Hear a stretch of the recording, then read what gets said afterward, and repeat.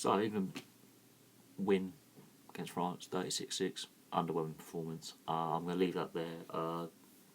This England side are going to get battered by PNG. Even if they win the game, they're not going to be in a fit state to even get any further. I really beggars believe how poor they were again in the second half. Ireland won their game, went up with their heads held high.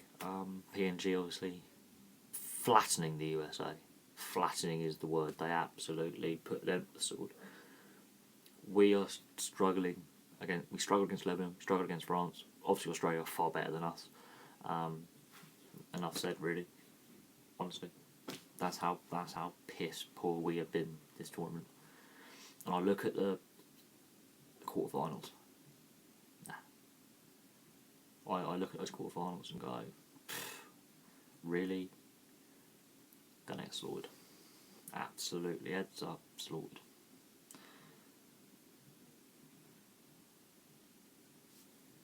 All the Northern Hemisphere sides, apart from the Irish, have played absolutely woefully this tournament. Ireland can hold their heads up high and go back to their clubs, be it NRL, Super League, and go, right, we played bloody well. Let's do it again. They were unlucky not to get through. But looking at that, England's performance, poor. Absolutely poor. I have honestly lost respect for a lot of those players. They haven't performed. They're sloppy. They're casual.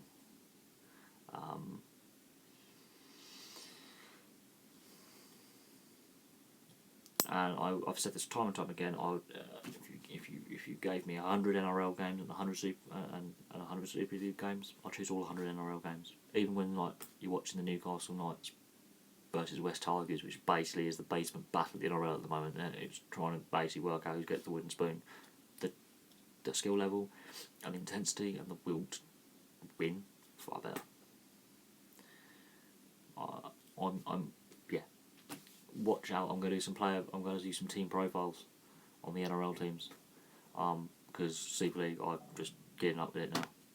I cannot believe how poor ball retention is.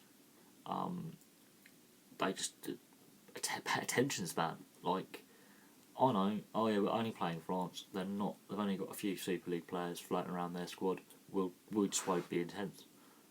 You should be knocking them off the park. And the French really never gave up. All throughout the scoreline is unfair to them. They really, if you want to go on effort, they put the effort in, knowing that they're the weaker side, be it physically or the level they play at. They performed admirably. England, apart from McGilvray and maybe Tom Burgess, because obviously Sam Burgess is injured. James Graham maybe. O'Loughlin, I think I'm surprised he never went to the NRL. He's shown his age a little bit. Apart from a few key players, because Wayne Bennett dropped all the good players. I mean, having Widdop at fullback makes sense because he's played there before and he likes running the ball. But at the same time, he also brings a lot of experience into halfback.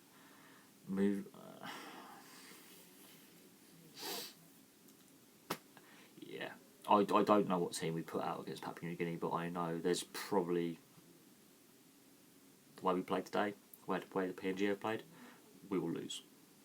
Simple. We will lose. There's a reason why England or the Great Britain side has not beaten Australia and has only beaten New Zealand a few times since 2006.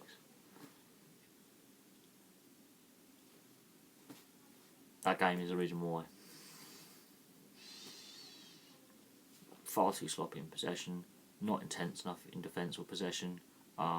Some of the kick choices at the end, or run choices, and position and putting certain players in positions they should not be in. It just shows a lack of depth at centre. If Wayne Bennett thinks that Bateman, who is a second row forward, is a better centre than every Super League centre that is English in the Super League, says something. If he feels they are not good enough. But looking at the English side, I don't think they're good enough anyway. Anyway, thank you very much for watching. I know it's been a bit of a downer. Some of the players have performed quite well. McGilvray, he should go to the NRL. Honestly, he would A, get paid better, B, he'll probably score even more tries. because he's that talented. See, he'll improve his game. He won't have to play with such low quality teammates anymore because the quality's not there in the Super League anymore. It's evident. It really is. That was an embarrassing second half. Oh, it was cringeworthy. It really was. Oh, let's just drop the ball. Oh, let's just overrun the play. Widdop, I think, was one of the few players who played well. McGilvray. Tom Burgess, for all the much malignment behind those brothers, or they make too many errors, played well. No doubt. Rashford on the wing, what's that all about? Bateman still at left centre? Really? Very few decent players on the inside at the moment. There's players who weren't on the pitch. Why are they not on the pitch? I want to give everyone a run out. Well, that's what like the Lebanon game was about. I don't think Wayne Bennett knows his best side. They weren't even that convincing against Samoa in May. So, yeah, but that's enough complaining. 36-6 is a flattering scoreline to England. They didn't warrant that many scores, to be honest. The way they played the second half, it was a joke. A better side, a Tonga, a Fiji, a PNG, the Aussies, New Zealand. Yeah, no, that's not even close.